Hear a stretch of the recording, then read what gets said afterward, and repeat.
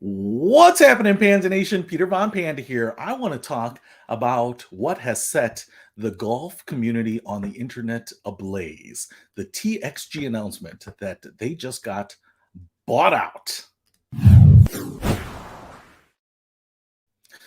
So, thanks for joining me here. I wanted to kind of go real time on something that's, I don't know, just near and dear to my heart for a number of reasons. And I think a lot of you out there, if you are golfers that come to YouTube for golfing information, and I know some of y'all on this channel here are for my golf content.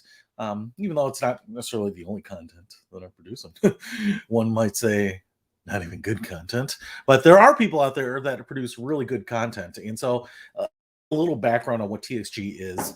If you are here because of the topic that I put in the title, then you already know. If you don't, basically TXG stands for Tour Experience Golf, and they are a club fitter seller up in Toronto, Canada. And one of the things that they have now is they've actually got a couple locations. I'm not sure exactly where they are. I haven't been to Canada in a while, but they're really a couple things that make them unique. One, they have a pair of YouTube creators, Matt and Ian.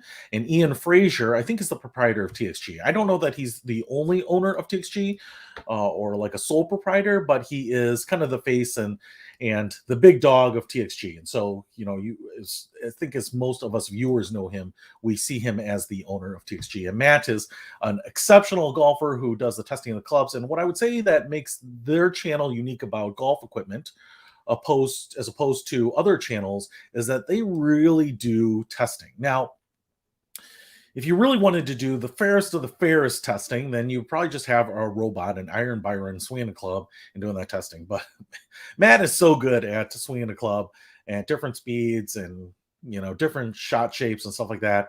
He's about as good as you can get, right? And so it's actually fairly unique to have someone of that skill level because a lot of guys will do reviews. So that's why I'm saying that reviews are different than testing. I do reviews because I am not good enough to do the testing. I do my own testing and share with you my numbers, and then you have to kind of determine if that's going to be relevant to you at all. So if anyone is out there, like a little funny looking overweight Asian guy, then yes, hopefully you can use my info. But in this case, they do some testing, and it, to me, it really helps decide if I want to buy something or not. In fact, what you might be able to see here, so, I have one of my Autoflex shafts, and I picked this up because of the reviews and the tests that they did on the TXG channel. So because of the price point on it, it's something I would never have bought, but because they did a couple of tests where I think they conclusively proved that the Autoflex can add speed for the people that are looking for that, and I found it too. So again, without their videos, I would never have bought it. I certainly wouldn't have bought it just on promo videos or ads or anything like that. It's just too big of an investment. Really appreciate them for that. So I owe them that. If they were in the States, I would have loved to have visited their facility. But until I can get back across the border, obviously can't do that. Now, what I love most about them and their channel is mostly I love the guys, right? Ian and Matt, they just made a great pair, a dynamic duo. In fact, I printed out this little picture as a visual. So Tour Experience Golf, they've got a cool, sleek little logo. This is Matt here. That's Ian Frazier there. Again, owner of the business, proprietor of the business, or at least partial owner of the business. And Matt is a friend and someone who works in media, but just an exceptional golfer helping them test out. So I really like those guys. And I think they provided great, honest, usable advice. Obviously, my experience with the Autoflex is much like that. I also want to say that I think that they were relatable, genuine, and helpful. Now, that might sound like a bunch of just vocab words on guys, but what I really like about them, and is what you'll see, is that I call it the honest but not authentic speak. And what I mean by that is when you see like a CEO or a newscaster speak or a news anchor, to me, I never see that authentic speak. They're like, and in other news, or thank you so much for that report, or whatever it might be. Or are you shopping for a puppy? It just seems so fake to me, and I get that so many people have done that for so long. That's just what people expect now. It's also kind of like listening and seeing, corporate videos made by CEOs who are really couching their speech, and they're saying things like, "Listen, this is just a good move for us. We've taken a look. It's the right thing for the market. It's the right thing for our people and our customers and our employees. It's just all right." I mean, that might all be honest, but one of the things that I liked is John. What's his name? Leger, the former CEO of T-Mobile. I like that guy. I like Steve Jobs just because it was like honest speak. I like Dan Campbell, coach of the Detroit Lions, because I think they have just authenticity, and that's what I'm saying that these guys had. Nothing of what they were doing was scripted. They were just speaking off the cuff. They were having a conversation. It was kind of like us being a fly on the wall, watching two guys just really have a passion about golf and getting into a product, a club, a swing, a golf ball, whatever it might be. And that's what I really liked about it. Is it didn't seem contrived, right? The other thing I really liked about them too, and I'm talking about them in like the third person. They're gonna be the biggest thing on YouTube in the golf world. They're already a big thing, but they're gonna be probably the biggest thing now with this merger. But they were really committed to the YouTube lineup. And I would say that they were very regular about posting videos. Obviously, they were putting a ton of effort into it. I don't know where they had all this equipment, and they did some awesome live streams. And man, the editing was great, and the cutaway shots to the shot data and all that stuff. I mean, they obviously did a major investment in equipment to make sure that their YouTube videos were of high quality. So I really love the fact that they were not just doing, "Hey, we should be in this." They're committed to it. And like I said, I'm talking about them like in the third person, like they're gone. They are doing it. Let me say that they are committed to YouTube. They are doing a great job. I listen to their podcast too. All right, so let me get to the point here.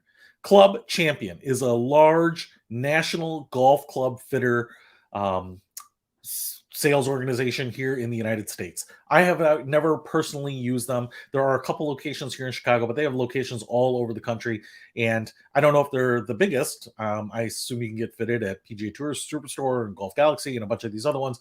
But Club Champion is it's a juggernaut. It is a big box of the industry, and they are acquiring TXG and what they announced yesterday, and TXG talked a little bit more about today.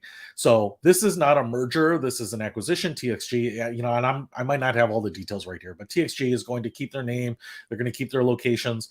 They are going to be a brand within the Club Champion world. So congratulations to them on this acquisition here. I think this is something that they probably want, but I wanted to kind of give you my thoughts about why I kind of cringed at this news. In all respects, it should be exciting for a small business to be acquired, to make your dreams come true as a small business owner are very, very rare. Most small businesses don't make it. Most small businesses go out out of business in the first year. About half of those go out of business the second year. Only a small percentage of businesses make it, certainly make it past the third year, but make it for a lifetime. And most small businesses are started because the owners need income. They're not necessarily rich. They need living income. And so this is a tough space. I have worked for 2 small businesses in my 20-year working career. I have owned 3 small businesses in those time periods, not necessarily as my primary employment, but most of the time as a side hustle. So I've owned 3 S Corps. I've worked for 2 S Corps. And I will tell you from my experience as being one, an owner, but also an employee. And I'm going to share kind of, I don't know, a story in a little while about my experience being an employee of a small business, which is why I think I cringe at this news a little bit or a lot. Is that it can be stressful as an owner, stressful. You're paying employees sometimes, stock, inventory, salaries. I remember I knew a guy who had a small business. They would refinish or they would install parquet floors in high schools. It's kind of a niche business, right? And so eventually that wood wears out. I think you can sand it down, refinish it. But he had a warehouse filled with different types of parquet, these wooden floorboards for basketball courts, for gyms particularly. And I remember, I don't know if China got involved, but there were a bunch of companies that were competing for this business, and he just got squeezed out, sitting with hundreds of thousands of dollars of inventory in his warehouse that he sold for 50 grand or something like that, and just took a bath on it. And I totally understand that, man, especially in an inventory business, dude. You got to have the inventory, but man, it's, you don't want to at some points too. Slee Stacks rule. I was the best caddy in Medina in the 1980s. I got $9 ones. You caddied at Medina, the country club. Is that legit?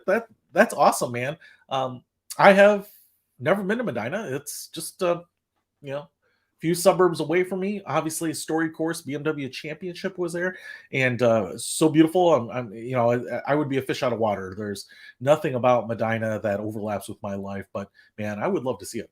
I almost don't know that I'd ever want to play it because I'm not that good of a golfer, and as kind of a middle class guy, I don't know that I want to be in the upper class because I don't know. I feel like a fraud. I would definitely have imposter syndrome. Brian, welcome. So news on TXG. As I was just saying, TXG just announced that they were bought out by Club Champion, a big outfitter, and they had a long live stream that I just got finished with, talking about what's going to change and what's not going to change. And so, it's good on them. But as I was on that live stream, and the reason I decided to do this live stream is that there were a lot of people who were voicing concerns about this. And if you watch the TXG channel and these two guys,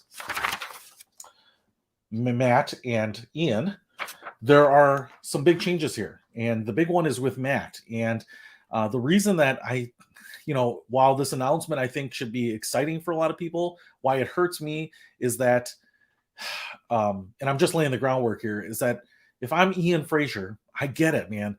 Paying employees, hiring employees, running this business, you're responsible for everything. The buck stops with you.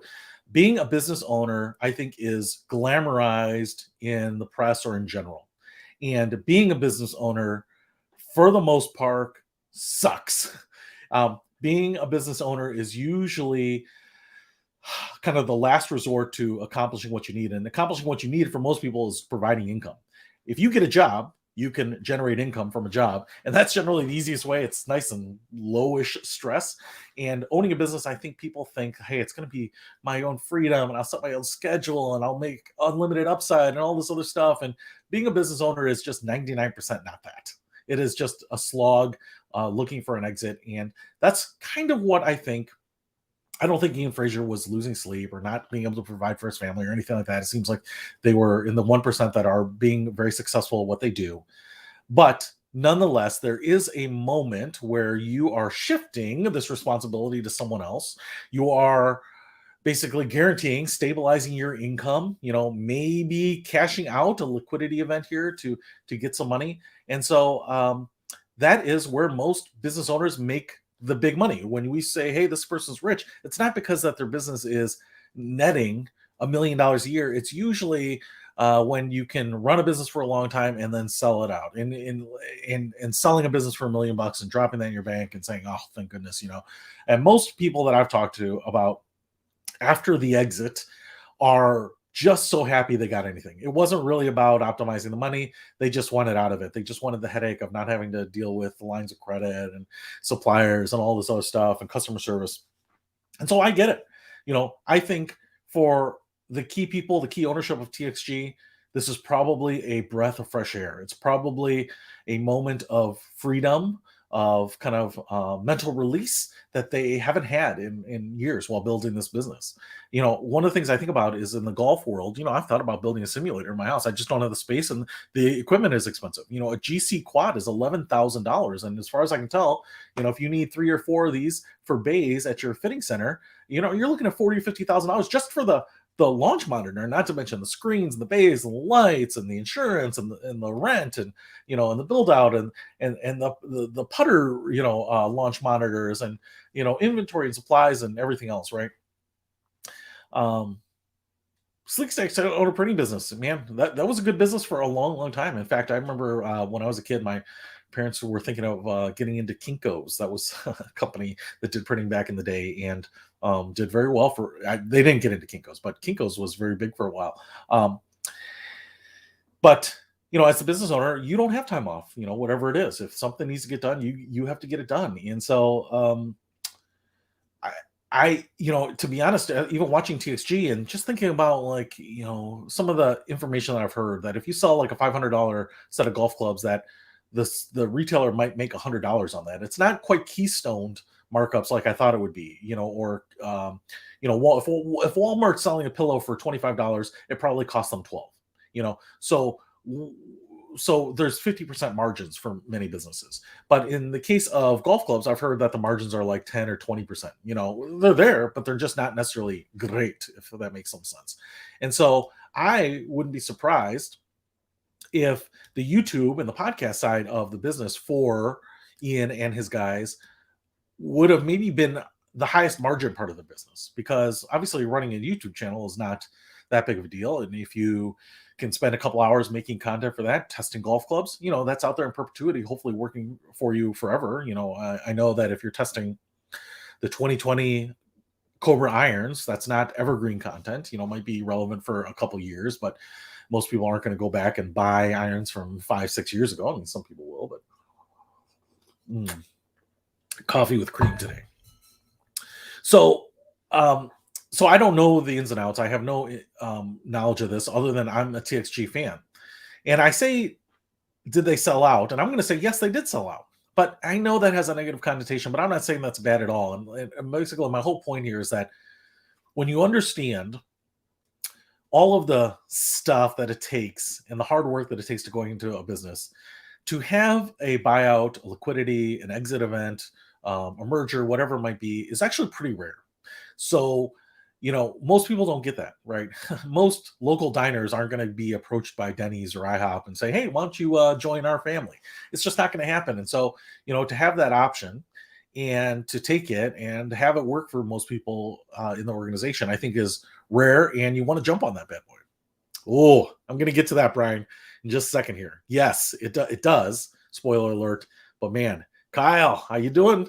Hopefully not interrupting people's working days, but I wanted to get on this real time. So, was it a surprise to me? No, it was a surprise because they announced it, but it wasn't a surprise in the fact that I thought, they're competing with some big box companies that have big reputations, but I thought they were kind of doing a really good job of making their own name and building their own reputation through Matt and Ian via the YouTube channel and social media. So I wouldn't have been surprised if they had just stayed independent. But my guess here, and this is only a guess, is that because of the cost of this and the amount of capital that's needed to invest in this type of business, that Ian seems like a young guy. And unless he came for money, even if he worked very, very hard at a company, I don't know that he would have all the capital. So either he was leveraged, had a bunch of loans that he would have had to pay back, or he took on other investors. So, but my guess is that he probably had a couple other investors who really picked up the cost of this. He was going to be the face, the operations manager of this. And so it's easy when you are investing money and then someone is else going to take care of everything. And so easy, right? So that's so I kind of think this was not only his decision, but I would love for him to come on my channel and tell me exactly how the mechanics of this little bad boy happened. But and then the other thing is that a lot of people, especially small business owners, can't afford not to sell out if there's the opportunity.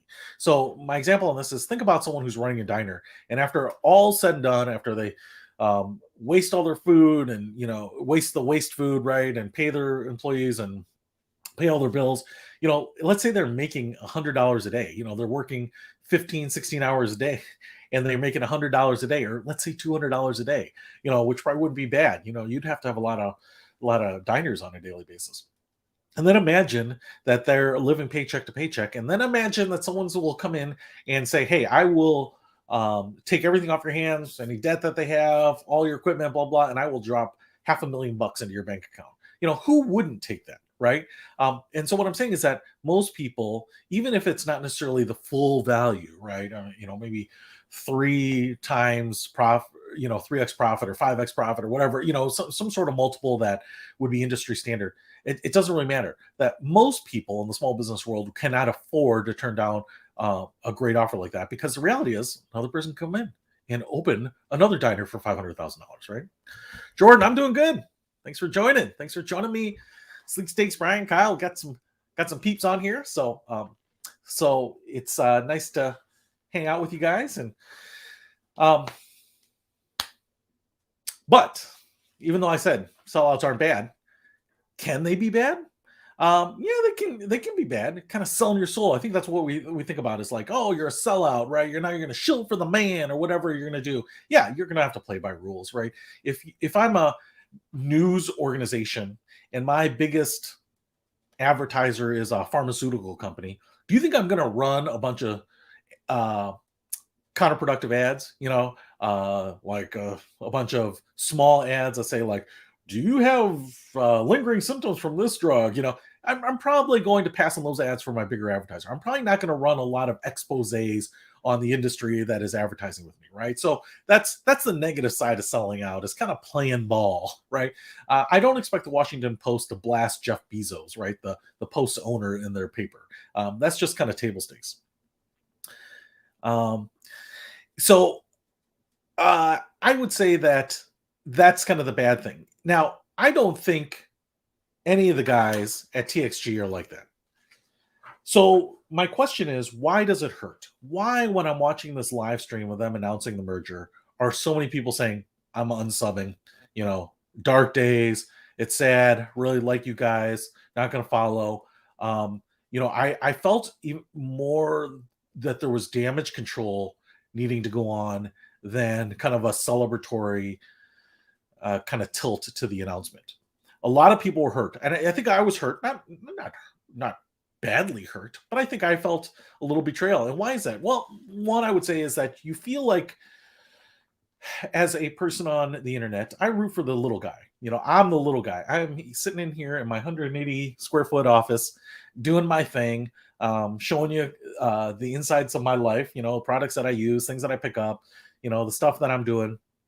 And it's small, it's intimate, and it's just you and me chilling here. I don't have a production crew. I wish I could have had someone just like hand in like a Coke or something like that to make it look like I had staff here or something like that, or someone here doing makeup or something like that for me. But none of that. And so I think we root for the small guy. I think America kind of roots for the underdog. And so I like the small intimate. I love the fact that, I was following these guys doing great work out of their own individual private center up in Toronto, man. It felt cool. John, from Illinois. I'm not sure if there are a lot of other tubers from Illinois, but I appreciate it, man. You are one of my favorite subs, man. So just for kicks, has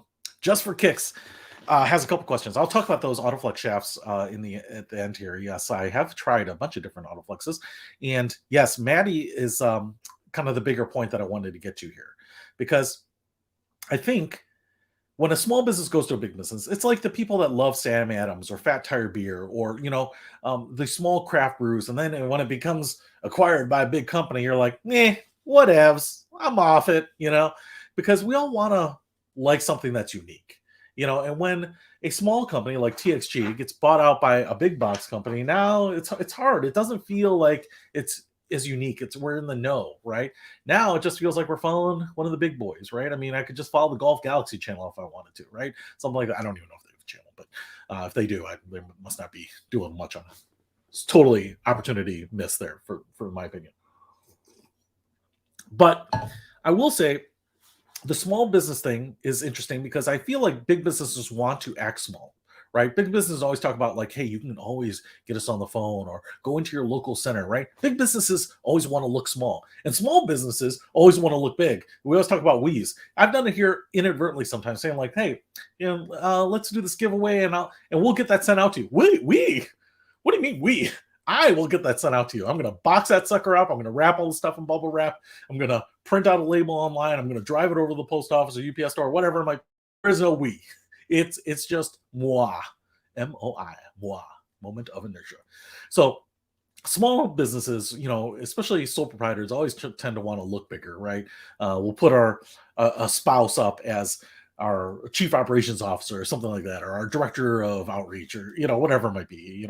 We have 2 offices here and also my PO box out there, whatever it might be. So but I think the reality, at least for me, and Brian, maybe this is the way for you, because my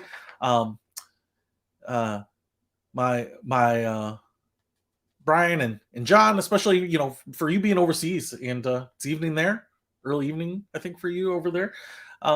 Hopefully, John Morgan, you and I, we've connected at a personal level, right? Because peeps. And that's really, I think, what I liked about TXG is that I got connected, invested in these two guys, Matt and Ian, right? You start to see their personalities over time. Everyone's a little stiff at the beginning, but like I said, it was just that they were authentic and genuine people. So you got to know them. In fact, Matt talked about his struggles with mental health, and a lot of people do that. I actually have a friend, Jessica Jimeno. She runs another YouTube channel, and she talks about living with depression. And so a lot of people do this, and she puts up a lot of great videos about just kind of how to deal with it from a real practical standpoint. So this is something where I didn't know that, and it adds just a totally another dimension. You feel like you're involved in the personal life of some of these people, and I feel connected to these people. So above and beyond just feeling like I'm connected to a small company, I feel like I'm connected to those people. I feel like I'm connected to Matt and Ian at some level, and I am not in any practical way, right? And I want half of Maddie's swing, dude. I don't know. I love when he like slows down his swing to slow swing speeds, and it's still like 15 miles an hour faster than I can at swing at all. So I just find that pretty funny. Yeah, I would love his swings. I probably like his height too. I don't think he's super tall, but he's very lanky, so he looks tall to me. So I feel a little bit like when there's this big buyout, you can kind of get by that. But what really happened here is that there was a victim. I'm using that word a little generously, and that was Matt. So in this announcement, Matt is no longer going to be a part of the TXG channel.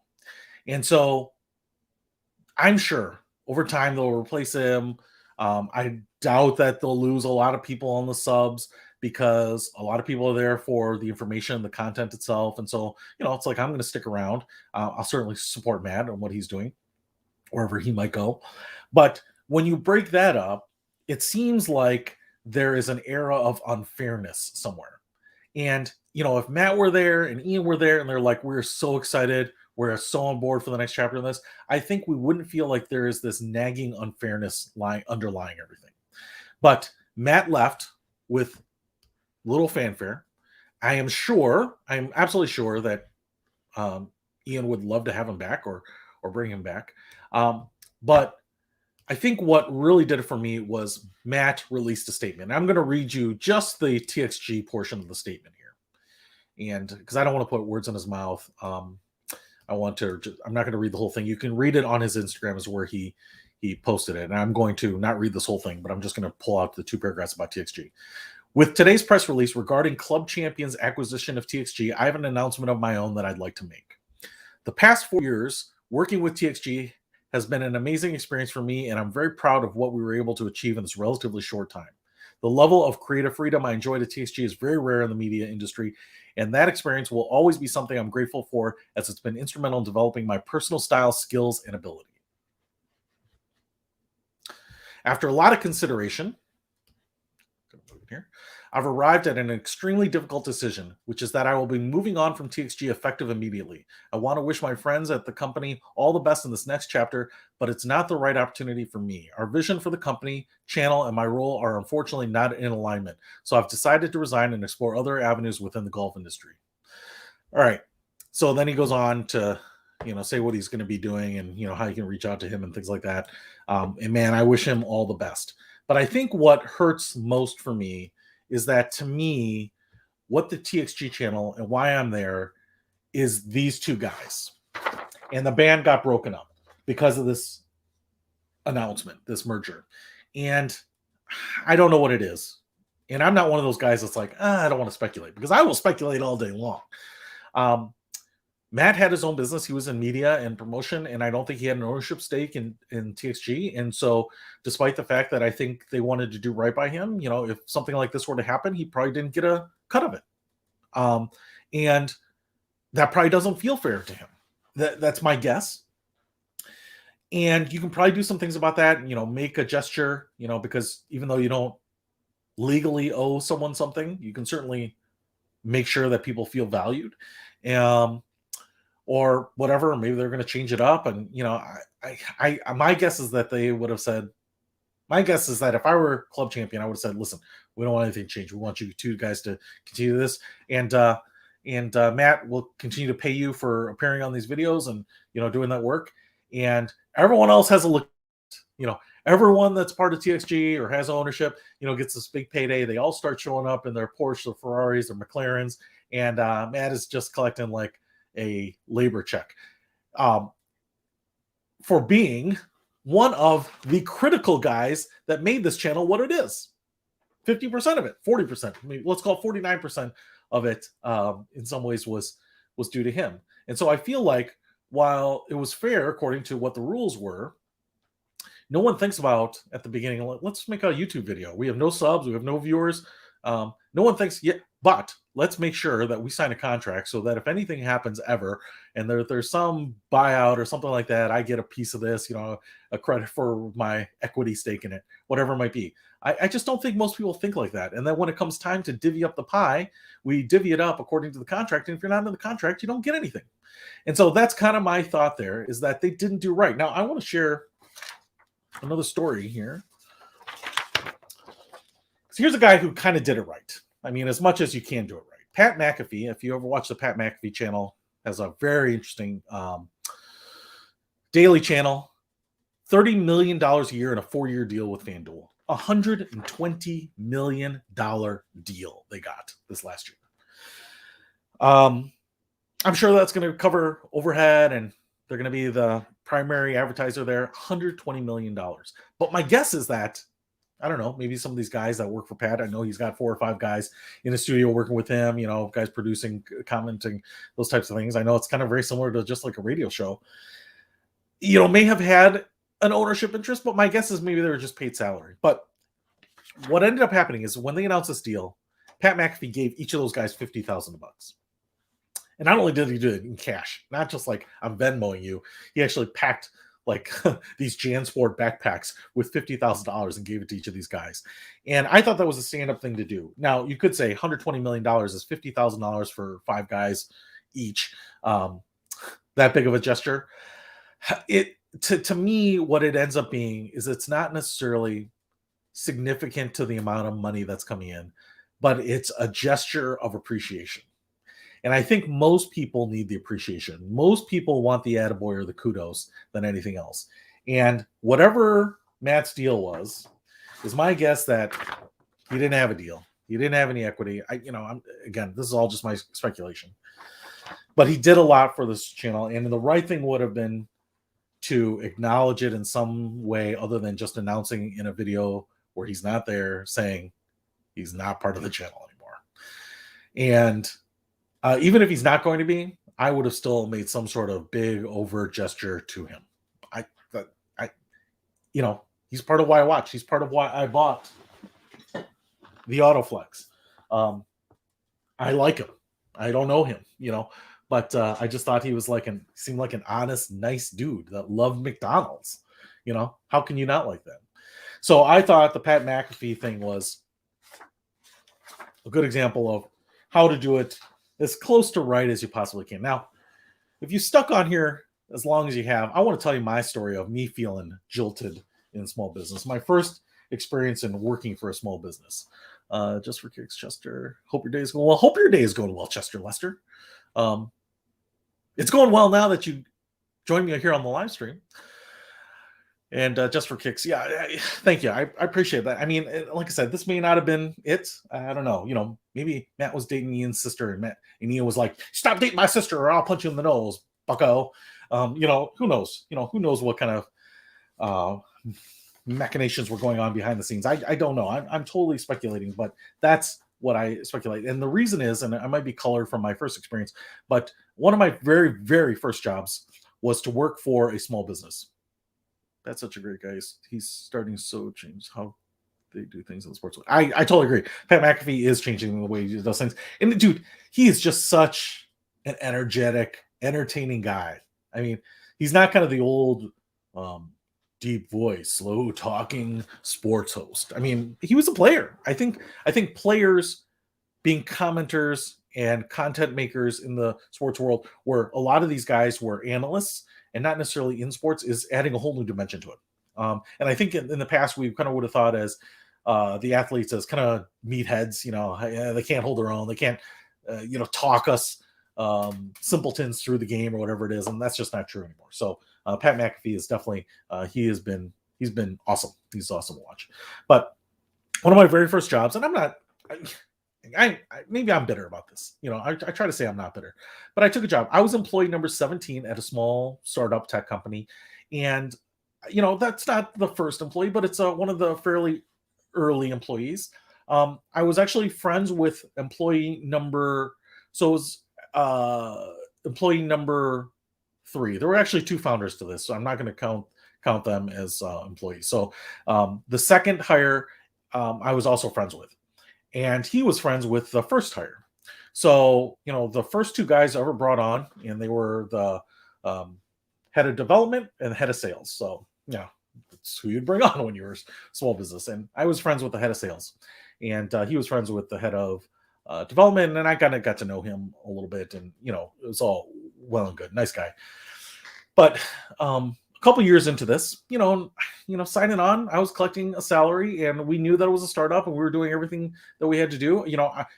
One of the things that wasn't part of my job description, but I did, was I came in early. I was the first guy in to swap out the backup tape. So at this point, you use these reel-to-reel backup tapes for the data, and so you had to swap them out because it would do a backup each night.